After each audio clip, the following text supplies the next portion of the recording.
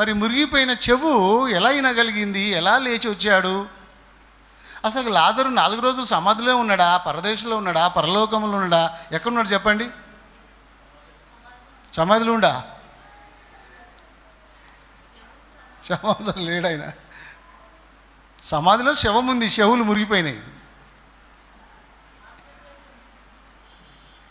లాజరు పరదేశంలో వెళ్ళిపోయింది ఆయన. ఎప్పటికైనా గుర్తుపెట్టుకోండి, ప్రభువునందు నిద్రించిన బిడ్డలు చనిపోయిన క్షణంలో పరదేశంలో చేరుకుంటారు, దేవుని సన్నిధికి చేరుకుంటారు. చచ్చిన వెంటనే ఇక్కడ కళ్ళు మూస్తే అక్కడ కళ్ళు తెరుచుకుంటారు. ఎక్కడ? పరలోకం, పరదేశంలో దేవుని సన్నిధిలో ఉంటారు. శవం మాత్రమే సమాధిలో ఉంటుంది. ఇది మనందరికీ గట్టిగా తెలిసి ఉండాలి. ఒకవేళ యేసు నమ్మకపోతే, నీ పాపంలో నువ్వు చనిపోతే, ఇక్కడ కన్ను మూసిన వెంటనే నరకంలో కళ్ళు తెరుస్తావు.